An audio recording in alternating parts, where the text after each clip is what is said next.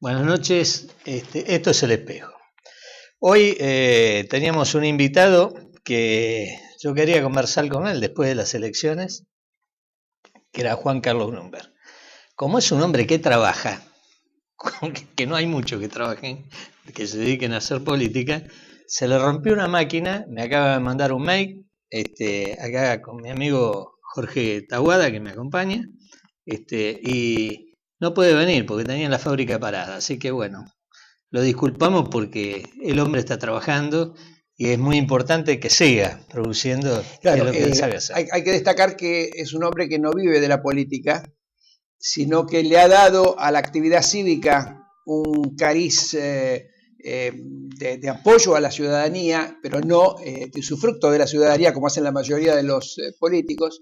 Entonces tiene sus propias actividades y eso le impidió llegar porque tenía una máquina parada, lo que significaba una fábrica parada, lo que significaba gente que no podía trabajar y que a lo mejor no cobraba el jornal, y sacrificó todo por esa necesidad laboral, ¿no es cierto? Cosa que me parece bien, porque además él hace política desde un punto de vista altruista, no para vivir de la política, sino para aportar a la política lo que él ha aprendido a través de estos años. Así que bueno, realmente me hubiera gustado tenerlo acá y hablar con él, pero bueno, las cosas son así. Bueno, Jorge, como vos sos periodista, además de amigo de Juan Carlos Bloomberg, ¿qué te quedó después de esta elección donde ustedes sacaron cuántos votos con Bloomberg? Mirá, somos la 10ª fuerza en el área de elecciones, en Capital Federal. Estuvimos alrededor de entre 13 y 14 mil votos. Todavía faltan definir porque hubo muchos votos objetados. Hubo mucha gente que, como era una lista corta, lo que se llama lista corta, esto es solamente candidatos para la Capital Federal, no incluía candidatos para nacionales para senador y diputado. Mucha gente votó por una lista y la nuestra, pero en vez de cortarlo pusieron las dos listas, la de 3 nacionales, o sea, diputados, senadores y legisladores de la ciudad, y además la nuestra. Entonces objetaron las dos, impugnaron las dos listas. Entonces todavía no hay, hasta que se verifique, no hay una cifra final, pero más o menos está en esos valores. Y esto después de una campaña en donde sin ningún recurso, o en todo caso con los recursos propios de quienes fuimos candidatos, yo estuve en el 5.º lugar en la lista con Juan Carlos Bloomberg, los recursos propios, sin ningún tipo de apoyo ni oficial ni privado. Y cuando digo ni oficial ni privado, digo eso, que no hay ninguna empresa ni nadie del sector privado. Es más, ahora que está tan de moda a partir de lo que ocurrió ayer, el tema de la ley de medios, tampoco la prensa nos dio apoyo de la manera que se la dio a otros candidatos. Hubo algunos de los grandes diarios que apoyó a un candidato en particular, pero en desmedro de quienes hacíamos propuestas. Digámoslo, el diario La Nación. El diario La Nación y el diario Clarín. Campaña para Massa. Claro, y el diario Clarín también. Y bueno, nosotros realmente teníamos carencia de espacios de información. Vos sabés que tenemos un agente de prensa, un jefe de prensa que manda información, la información no era publicada. Cuando lo que hacemos nosotros es una pura y estricta acción cívica, defendiendo valores como la seguridad, la justicia, la transparencia de los actos de gobierno, cosa importante en este momento, y todo aquello que significa la mejora de la calidad de vida de los ciudadanos, e incluso la baja de los impuestos, que ya tenemos estudiado cómo bajar los impuestos en la Ciudad de Buenos Aires, y vos sabés que no hay ningún político que hable de bajar los impuestos, todos quieren subirlo porque todos quieren aumentar su caja. Nosotros, como somos ciudadanos y no políticos, queremos bajar los impuestos porque representamos a los ciudadanos, no a los políticos que lucran con lo que reciben de la sociedad. Sí, que digámoslo, dicho sea de paso, que los impuestos son altísimos. Enormemente. En la República Argentina son abusivos. Desproporcionados. Están superpuestos. Muchas veces se paga, por la misma causa se paga 2 veces o 3 veces. Pero además Juan Carlos, son abusivos, son extraordinariamente altos, son desproporcionados. Pero además, para que eso no genere absolutamente nada.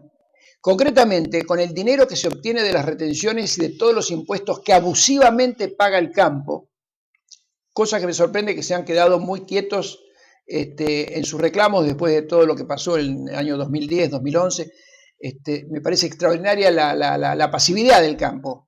El campo le generó a la República Argentina desde en los últimos 10 años, digamos en la década que algunos dicen ganada y otros dicen de ganancia para algunos, más que década ganada, le generó 70.000 millones de dólares. Los 70.000 millones de dólares no están, de retenciones y de otro tipo de contribuciones impositivas que hace la producción agrícola y ganadera. 70.000 millones de dólares en 10 años, que no están. No hay caminos, no hay mejoras en lo que es la infraestructura para transportar esa riqueza, no hay ninguna cosa que esté en la cual se vea concretamente la inversión de esos 70 millones. Fueron dilapidados a través de la corrupción, fueron dilapidados en planes sociales, fueron dilapidados en rentabilizar o mensualizar operadores políticos, y ese dinero no está. Entonces, por eso hablo de la transparencia, porque un país rico como el nuestro, que lo dejan pobre los políticos cuando terminan su gestión, no puede tener en 10 años generar 70.000 millones de dólares de una de sus principales actividades, que es la agropecuaria, y que eso signifique nada en términos de obras, en términos de infraestructura, en términos de todo lo que se necesita para que el país fortifique su estructura interna y eso le permite una mayor capacidad exportadora, ¿no? Sí, indudablemente, bueno, el tema de la mala administración de los bienes argentinos es una constante en todos los gobiernos, ha sido esto desde hace ya muchos años. Sí, pero quiero hacerte una observación. Se ha agravado enormemente en estos últimos años. Quiero hacerte una observación, Juan Carlos. En la época del kirchnerismo, en los últimos 10 años, fueron desmantelados todos los organismos de contralor de la gestión pública. Es decir, lo que trató de instalar el gobierno de los Kirchner fue que la democracia es un sistema de elección de gobernantes mediante el cual cada X cantidad de años la gente va, vota, pone un voto en la urna y se retira y no se habla más del tema hasta la próxima elección. Y eso es un absoluto error, es un criterio dictatorial con respecto a lo que es un sistema democrático, porque el sistema democrático no es solamente la elección de las autoridades, sino que existe lo que se llama el control de gestión. Y el kirchnerismo ha desmantelado todos los organismos de fiscalización de la acción de los gobernantes, todos los organismos de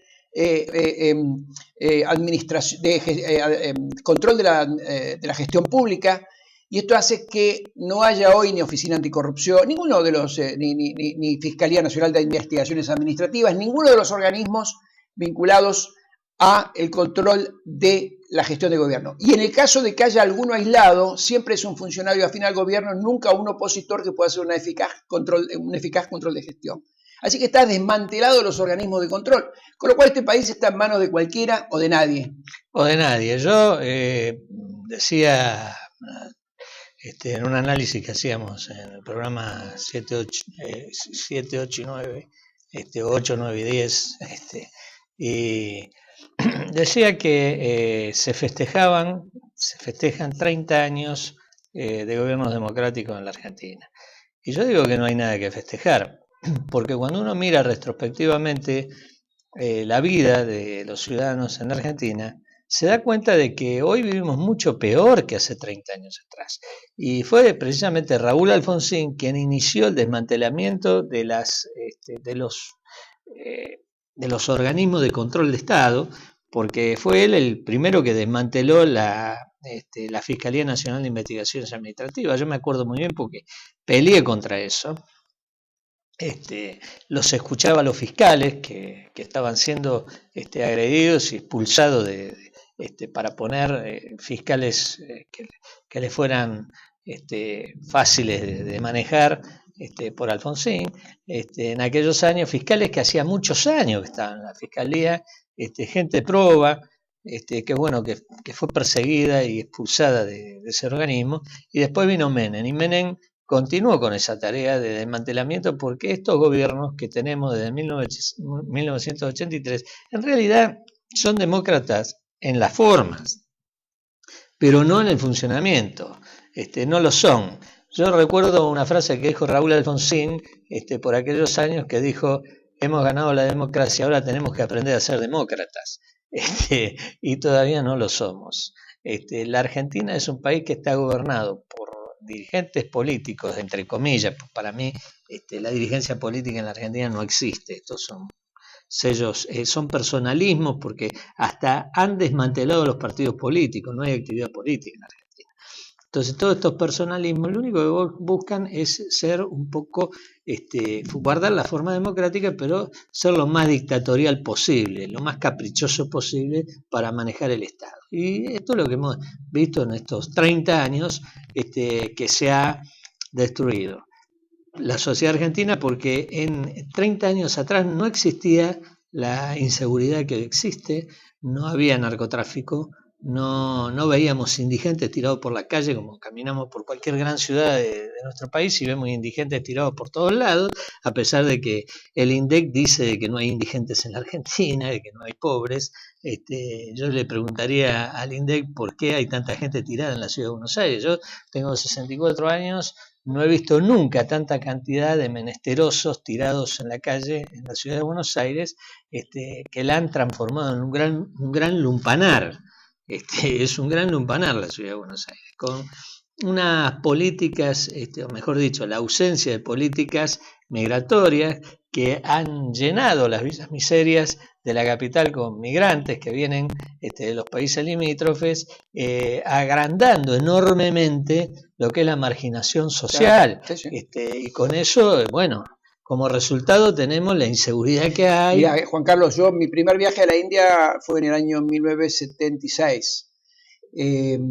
Y claro, uno se sorprendía en ese momento cuando encontraba en New Delhi o en Bombay o en cualquier ciudad india gente tirada por la calle, durmiendo en la calle, algunos de ellos que no se sabía si estaban muertos o durmiendo, porque eso ocurre todavía en muchas ciudades de India, pero ocurrió en ese momento muchísimo.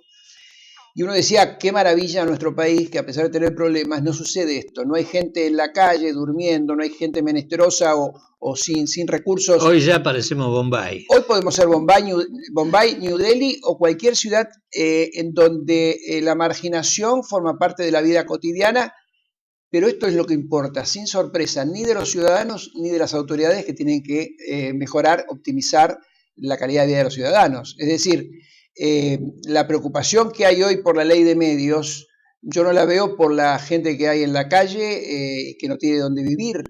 Entonces, acá se están defendiendo intereses políticos y económicos, pero en desmedro de los ciudadanos y en desmedro de la gente. Totalmente. Yo hace muchos años atrás, durante el gobierno de Menem, me oponía a la última reforma que se había hecho de la ley de medios, porque la ley de medios que se votó en época de Menem permitió que esto exista. Claro. Esto no existía. Estos grandes monopolios informativos no existían. En aquella época, vos te acordás que si vos tenías una radio no podías tener un canal de televisión, ni podías tener cable, ni podías tener... Así es. Bueno, y si tenías, y viceversa. Entonces, eso permitía que hubiera un periodismo mucho más independiente, mucho más libre, mucho más comprometido con la verdad que con la defensa de los intereses de grupo o de gobierno político. Y me opuse en aquella época con todo lo que pude, pero se burlaban, decían que no, que nosotros los que sosteníamos esto estábamos todos locos. Y fuimos a esta ley que permitió estos monopolios, que dicho sea de paso, este gobierno alentó y produjo, por ejemplo, el gran monopolio Clarín, lo produjo este gobierno, lo permitió él, permitió la asociación de Cablevisión con la absorción. La autorizó el presidente Kirchner. Multicanal y Cablevisión, lo autorizó el presidente Kirchner. Exactamente. Y ahora, como no le conviene más, como fue a partir de las valijas de Antonini y Wilson, porque muchos se olvidan que hasta la aparición de las valijas de Antonini y Wilson, el diario Clarín mantenía una relación excelente con el gobierno. Fue la publicación de esas valijas lo que en primera plana lo que produjo la ruptura, el enojo de Néstor Kirchner y llegar a la situación. Bueno, hoy hay un artículo en el diario de La Nación muy interesante, escrito por Pablo Sirven, que es un periodista reconocido, serio, un periodista que narra muchos temas de la realidad. Pero hay un artículo en particular interesante. ¿Me dejás que te lea? Lo vamos a hacer después del corte. Te voy a leer algo que es muy interesante y nos va a servir mucho. Artículo, nos va a servir mucho.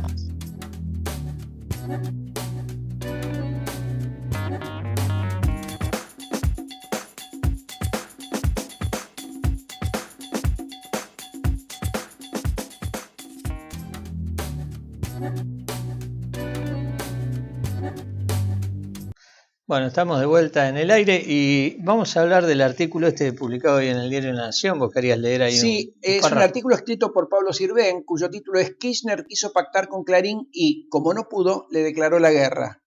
Y dice así: acompáñennos, no tenemos nada enfrente. Ustedes van a ser los más ricos de la Argentina y nosotros tendremos el poder en los próximos 20 años. Esto fue entrecomillado.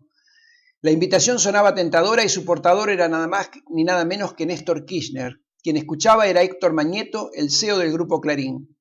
El expresidente de la Nación dio su propia versión la única vez que fue a los estudios de 678, el 24 de enero de 2010. A mí Héctor Mañeto me pidió que le vendiera Telecom a Clarín. En fuentes del Multimedios lo explicaban exactamente al revés, que era el kirchnerismo el que invitaba a Clarín a participar en Telecom, pero a cambio de hacerlo como socio / amigo del gobierno. Esto es quizás todo el inicio de esta situación que estamos viviendo hoy respecto a la ley de medios, y hay que recordar que, como vos dijiste muy bien hace unos minutos, en los primeros años de Kirchner, del presidente Kirchner, hubo una relación muy estrecha con Clarín. Al único medio que Kirchner le concedía entrevistas era a los editorialistas del diario Clarín.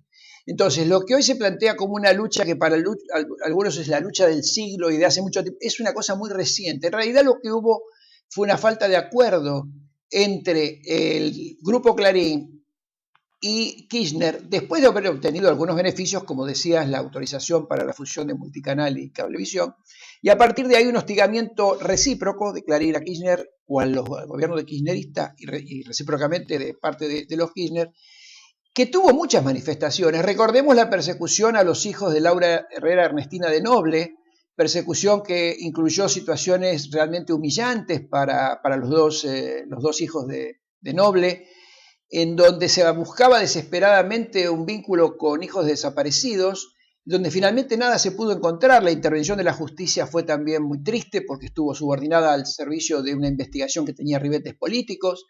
La humillación que sufrieron las personas, una persecución de parte de aquellos que dicen defender derechos humanos, que agraviaron los derechos humanos de las dos personas, porque los hicieron desnudar públicamente para sacarle ADN de sus genitales. Una cosa realmente tristísima, pobre, un espectáculo lamentable de parte de quienes dicen defender los derechos humanos. Pero esto es toda una historia que hoy no tiene un epílogo, hoy tiene un elemento más dentro de una transición.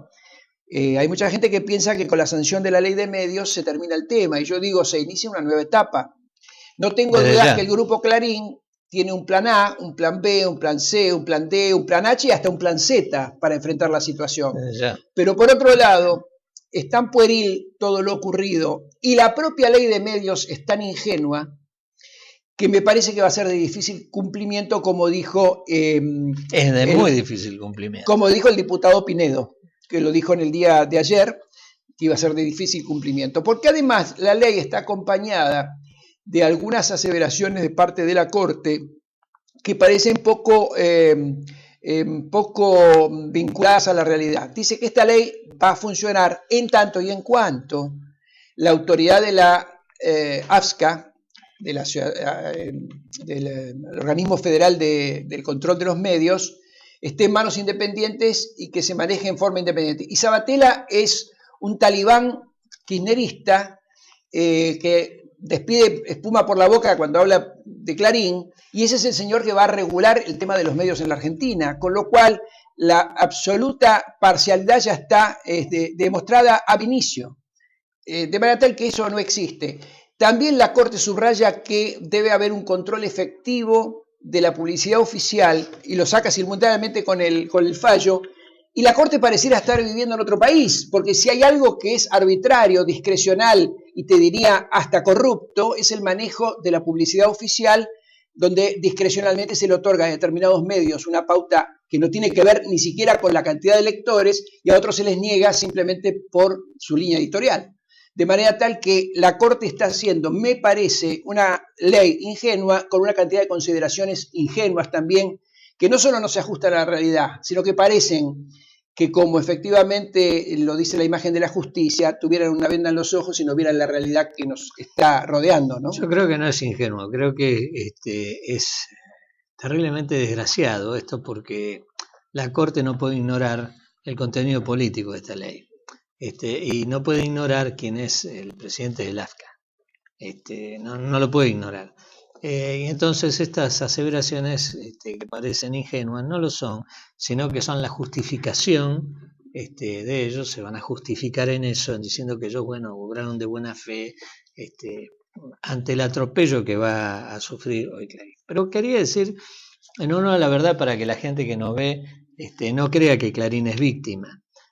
Porque allá, por los años que gobernaba Raúl Alfonsín, el diario La Prensa fue víctima de grandes atropellos así es. Por parte del gobierno de La Prensa, donde fueron encarcelados, por ejemplo, entre otros, aquel famoso periodista que firmaba con el seudónimo de Daniel Lupa, fue encarcelado. Fueron detenidos varios periodistas del diario La Prensa. Fue agredido Manfred Schönfeld. Lo agredieron al gordo Schönfeld, que fue uno de mis maestros, y bueno, todo esto se hizo, le quitaron toda la publicidad estatal al diario, lo empujaron a la quiebra. Esto fue un gran ataque de prensa, y en aquel entonces Clarín no publicó una sola letra para defender al diario La Prensa, ni para defender a los periodistas que trabajaban allí y que eran víctimas de estas persecuciones, simplemente por contar lo que acontecía detrás de bambalinas del gobierno de Ricardo Alfonsín. Contar los actos de corrupción que también sucedían en aquellos años. Porque muchos tienen, sobre todo el diario Clarín y su línea editorial, lo tiene a Raúl Alfonsín como si hubiera sido un ser impoluto en la política argentina, y no lo fue para nada. Fue el que inauguró todo este mar de corrupción que nosotros vemos hoy, en el que nos revolcamos todos los días.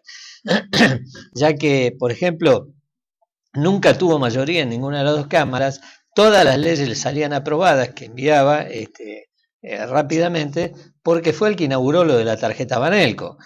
Se compraban la voluntad de los diputados, y recuerdo en aquellos años muchos diputados peronistas y diputados radicales hermanados en sociedades, ponían negocios, tenían empresas en común, porque los hermanaba este negocio de la compra de voluntades dentro del Congreso Nacional. Entonces, el diario Clarín hoy no es ninguna víctima. Realmente soy una persona que está en contra de los monopolios informativos, porque esto conspira contra la libertad de expresión y contra la veracidad de lo que se publica.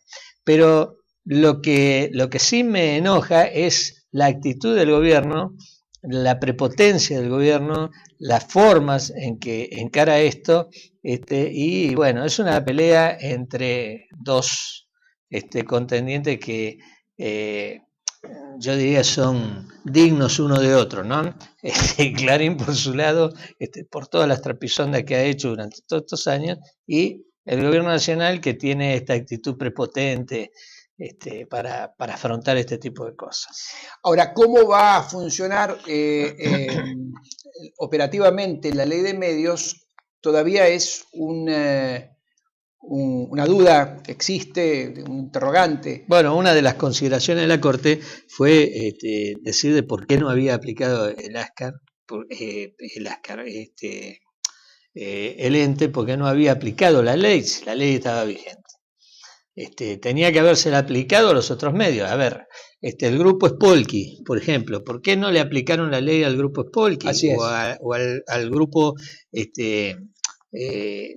Manzano, Meta? ¿Por qué no aplicaron la ley si ellos tendrían que ser también llevados a cumplir la ley? ¿Por qué no la cumplieron? ¿O la van a cumplir nada más que con Clarín? Y autorizaron algo que estaba prohibido, que es la venta de Haddad a Cristóbal, a Lázaro Báez, la venta del canal para a Cristóbal López, perdón, la venta del canal, lo cual estaba prohibido en una operación que se hizo así a los empujones, por necesidades políticas, de manera tal que el manejo de los medios, que para el sector oficial está cuestionado desde el punto de vista de lo privado, es absolutamente cuestionable desde el punto de vista de lo público.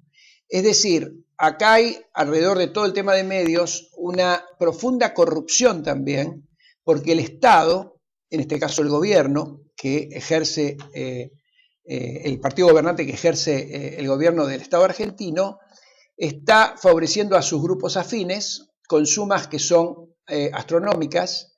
Eso es corrupción, y con sumas que permiten el funcionamiento de todo un aparato de prensa oficial, sin críticas, de halagos, de elogios y de convocatoria al apoyo hacia el sector kirchnerista a costa de los impuestos de la gente. Es decir, la fiesta que la gente está viendo la pagamos todos, no la pagan solamente un sector de la sociedad, porque esos son fondos públicos y eso es corrupción, eso es delito.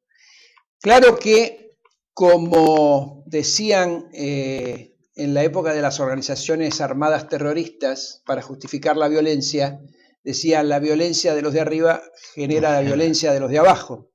Yo digo, parafraseando a esa frase de la época de la guerrilla, que hoy la impunidad de los de arriba genera la impunidad de los de abajo. Si nuestro presidente en ejercicio hoy es el hombre con más causas penales sobre sus espaldas, seguramente el funcionario con más causas penales sobre sus espaldas de toda la historia argentina. 50 causas penales sobre sus espaldas.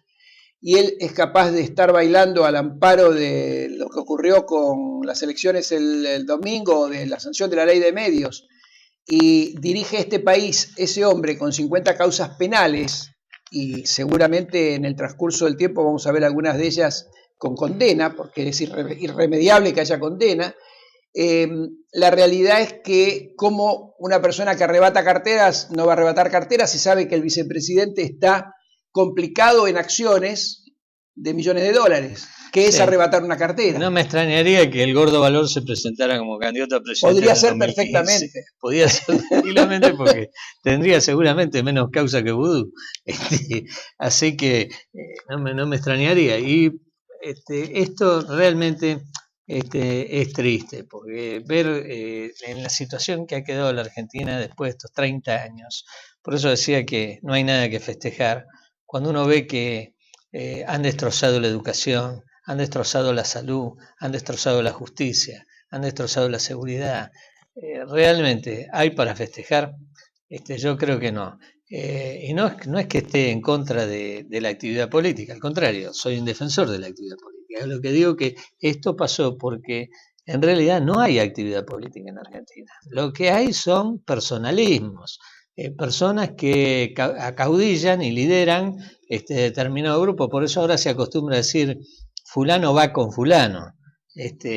Antes se decía justicialista, radical, conservador, liberal, pero ahora no, ahora fulano va con fulano. Porque son todos personalismos, no hay actividad política y precisamente la falta de actividad política ha llevado a esto. Es interesante, después de ver los resultados de las elecciones, ver, por ejemplo, el caso de Lilita Carrió, que había tenido un buen caudal político en un momento, después salió a hacer una cantidad de denuncias que fueron desvirtuadas o que fueron de alguna manera tratadas de ser neutralizadas por parte del gobierno, acusándola de loca, como se le dice a toda mujer que dice verdades, se le dice loca, para desprestigiarla. Y en una elección tuvo una cantidad de votos muy bajo. Ella recuperó su caudal político. Es una mujer que tenía un gran caudal político, lo pierde a partir de sus denuncias y del desprestigio que le generan desde los organismos oficiales, pero lo recupera. ¿Por qué? Porque sus denuncias se comprobó que eran ciertas. La ciudadanía tomó conciencia de que no era una mujer que denunciaba, como le dijeron, denunciante serial, una mujer que denunciaba alegremente, sino que denunciaba con sustento, con fundamento. Y recuperó su caudal político porque la sociedad entendió que las denuncias de Lilita Carrió eran verosímiles, eran ciertas, eran fundamentadas, y hoy ha recuperado su posición frente a la sociedad en términos políticos. No en términos éticos, porque eso nunca lo perdió, pero sí en términos políticos. Y esto también es un tema que hay que sacar como conclusión de este proceso eleccionario, que una persona que fue desprestigiada desde el poder por hacer denuncias, hoy ha recuperado su caudal político porque la sociedad vuelve a creer en que esa mujer realmente estaba defendiendo los valores de una democracia, de un sistema democrático, de una transparencia en el ejercicio del poder, y estaba defendiendo también los derechos de los ciudadanos cuyos recursos son y seguirán siendo los próximos 2 años dilapidados por los administradores que tenemos, ¿no? Vamos al corte y enseguida venimos.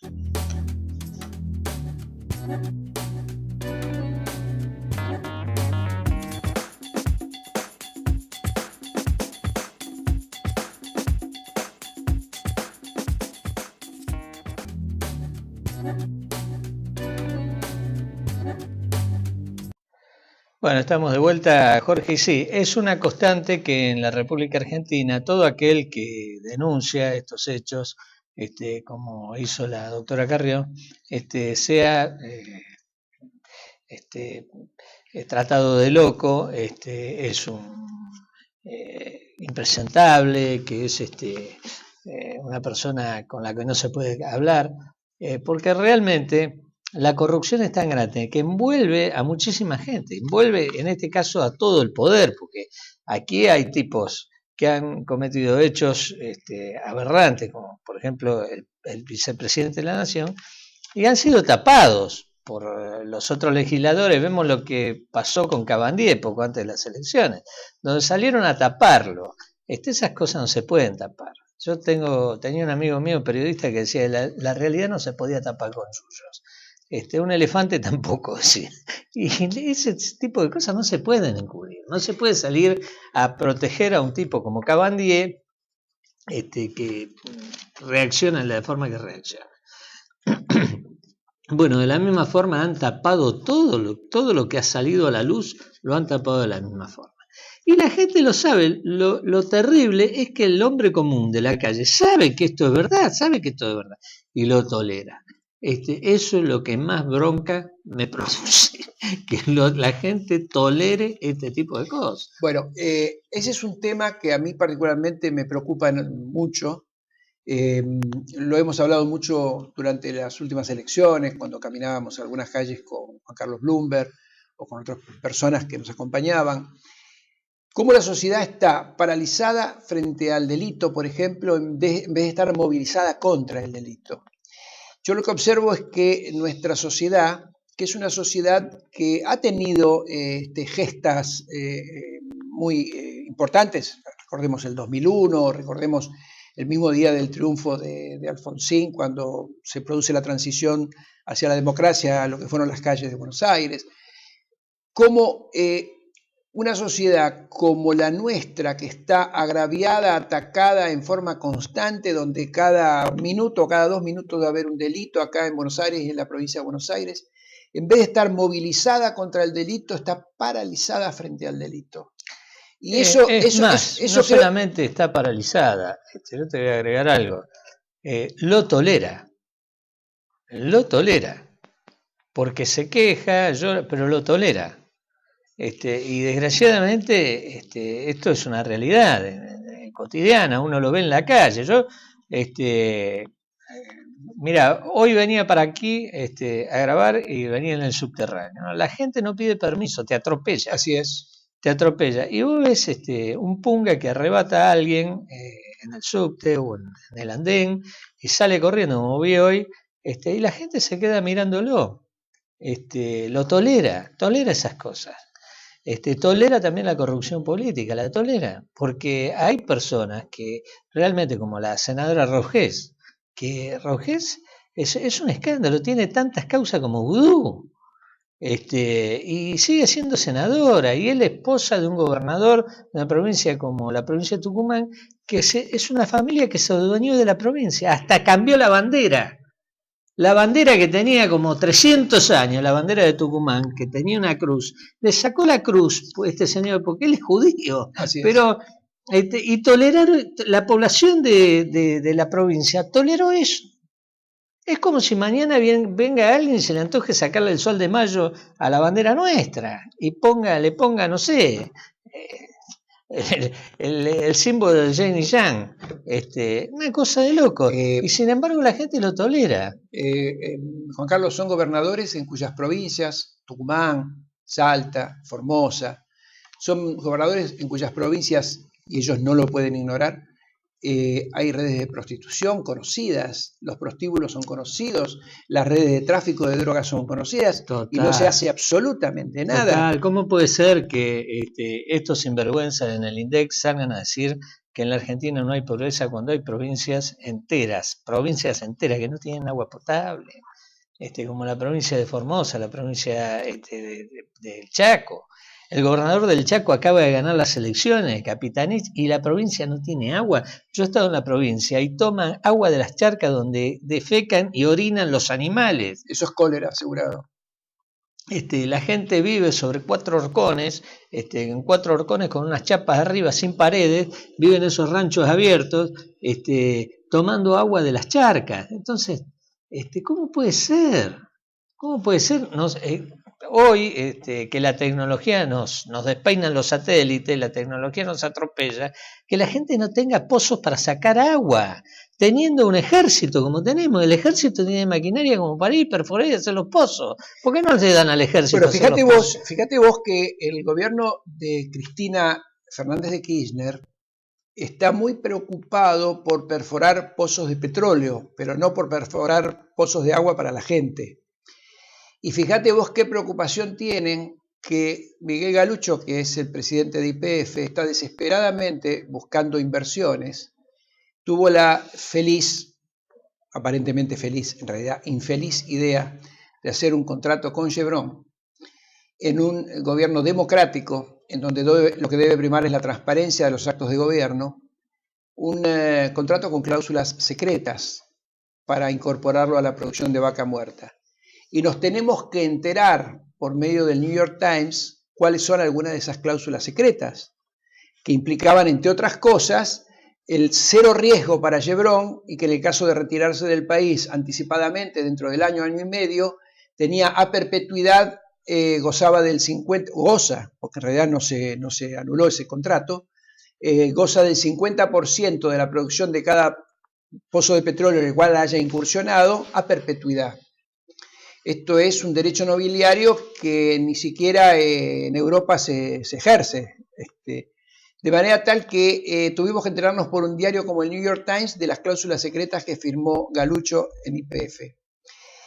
Ahora digo, en un gobierno democrático que se supone que es un gobierno, digamos, transparente, puede haber cláusulas secretas en una empresa que se privatizó justamente para reconquistar la soberanía energética, según se dijo.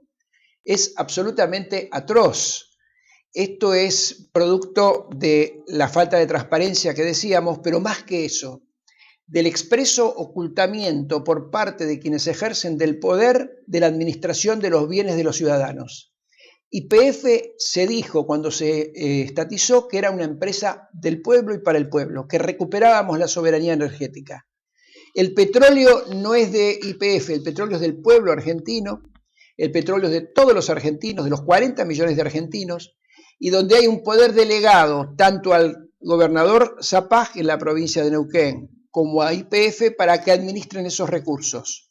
Tanto Zapag como YPF aceptan firmar convenios secretos con quienes van a explotar el petróleo, tan secretos como que la misma legislatura neuquina, cuando aprobó el contrato, ignoraba las cláusulas secretas. Estamos hablando de legisladores provinciales que tuvieron que aceptar el contrato que se firmó, que involucraba a Neuquén, a YPF y por supuesto a los organismos de energía de la nación.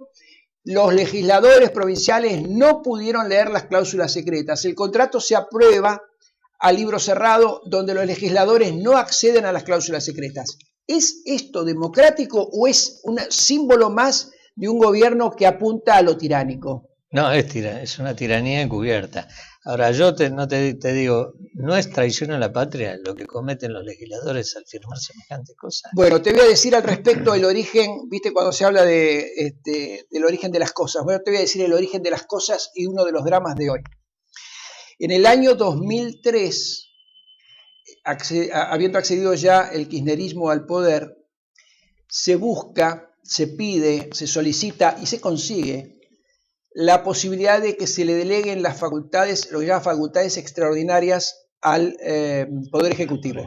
¿Esto qué significa? Significa que el tratamiento del presupuesto de la Nación, por ejemplo, entre las facultades, que debe ser aprobado por el Parlamento, lo aprueba el Parlamento, pero puede ser modificado discrecionalmente por el jefe de gabinete. Hoy, Abal Medina, una partida de 1.000 millones de pesos que hay para un hospital, puede decir que vayan para el Instituto de Cinematografía, por ejemplo. Lo puede hacer arbitrariamente y sin darle explicaciones a nadie. Y de hecho lo hacen. Sí, y de hecho lo hacen y no hay ninguna explicación a nadie. Pero lo concreto es que en el año 2003 se produce esto que se llama delegación de facultades extraordinarias al Ejecutivo. Esto es aprobado por todos los legisladores que estaban en ese momento por el estado de emergencia económica que se suponía que había después de la crisis del 2001-2002. Solo 300 personas, éramos nada más que 300, hicimos un abrazo al Parlamento, hicimos un acto en el cual hablé yo en representación de 3 ONGs en ese momento, de 3 organizaciones no gubernamentales, una de las cuales presido y las otras 2 que me delegaron la responsabilidad de representarlos, Patricia Bullrich y algunos más, Nito Artaza, algunos más, donde dijimos que era una aberración jurídica y una aberración política las facultades delegadas al Parlamento en el año 2003, porque la Constitución sanciona expresamente la posibilidad de que los legisladores deleguen esas responsabilidades en el Ejecutivo con la tacha de infames traidores a la patria. Quien delegue facultades extraordinarias en el Ejecutivo, en el caso de los legisladores, deben ser acusados de infames traidores a la patria. Lo dijimos, hicimos la presentación que fue denegada, fue no considerada por la justicia, por el estado de emergencia, y eso subsiste hasta hoy. Y desde el 2003 hasta hoy, los jefes de gabinete administraron y reubicaron partidas presupuestarias multimillonarias a su absoluto arbitrio, en forma discrecional y en forma absolutamente secreta, porque nadie conoció esos movimientos o nadie conoce esos movimientos. Sí, vamos a decir que uno de los que firmó precisamente y adhirió a esta barbaridad, siendo legislador, fue Pino Solanas. Claro. Pino Solanas votó a favor. Esto responde a tu afirmación, si no corresponde el carácter de traidores a la patria, ¿no es cierto? Efectivamente corresponde. Está previsto por la Constitución. Decías que Pino Solanas lo había... Pino Solanas fue uno de los que firmó, ¿no? Y después, bueno, se pasan, dicen soy oposición. En realidad no son oposición de nada. En realidad, lo que nosotros vemos, esto que vemos es una lucha por ejercer el poder. Pero en realidad son lo mismo, unos que otros. Bueno, vos dijiste lo de Pino Solanas, yo se lo dije personalmente a Pino Solanas, que me respondió con una sonrisa amable, pero sonrisa, no más que eso. Cuando una vez en una oportunidad que estábamos juntos, tete a tete, le dije que me parecía estupendo su discurso sobre todo lo que tiene que ver con la preservación ecológica, me parecía estupenda la defensa que hacía de los recursos naturales, pero que tenía un problema. A la hora de votar en el Parlamento siempre votó por las leyes que proponían los K. O sea que es un opositor de palabra, pero sí, cuando llega el momento de votar, vota a favor de los K. Entonces tiene incoherencia entre lo que hace y lo que dice. Él es lo mismo, porque él es chavista, abiertamente, él lo dice, él es chavista. Un tipo que me dice que es chavista es lo mismo que los Kirchner, no tiene ninguna diferencia. Por eso te digo que el enfrentamiento es puro y exclusivamente por alcanzar los resortes de poder, nada más, no hay ninguna diferencia, porque todos los que han ganado la elección, los que rodean a Massa, todos han sido funcionales a esto, y hoy se dicen estar en la oposición. ¿Por qué? Porque sencillamente el poder mundial le ha retirado el apoyo a Cristina Kirchner y le ha dicho, señora, termina su mandato en el 2015. Ahora se lo vamos a dar a quien gane y se lo dieron a Massa. Y a este rejuntado que es UNEN, donde yo me río porque hasta le han puesto un nombre gracioso, porque le pusieron UNEN a algo que es imposible de unir. Es imposible de unir. Son tan diferentes. ¿Puedo decir que debiera llamarse Juntan más que Unen? Juntan más que Unen. Exactamente, pero así todo completo. Juntan más que Unen.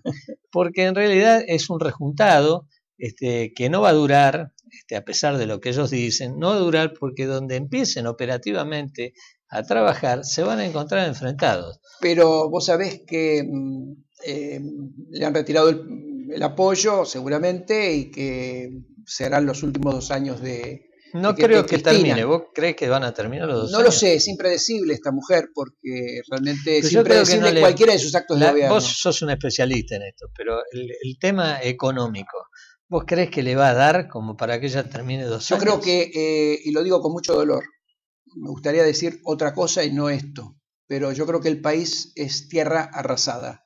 Yo creo que se han llevado todo lo que pudieron, yo creo que queda muy poquito. La Argentina es un país rico que tiene capacidad de recomposición, Menos mal. pero tenemos un símbolo muy claro. El país en el sillón que ocupó Arturo Frondizi, que ocuparon estadistas de primer nivel, está sentado Amado Boudou, que tiene 50 causas penales en sus espaldas. Ese es el hombre que hoy gobierna.